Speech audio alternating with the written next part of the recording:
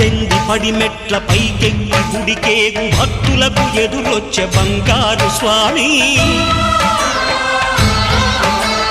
ఇరుముడులు స్పృశించి శుభమనుచు దీవించి జన బృందముల చేరే జగమేలు స్వామి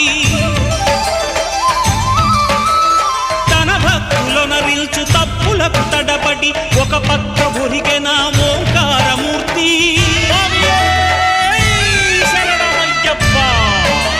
స్వాములందరూ తనకు సాయము కాగా ధీమంతుడై లేచే ఆ కన్య స్వామి పట్టబంధము వీడి భక్తతతికై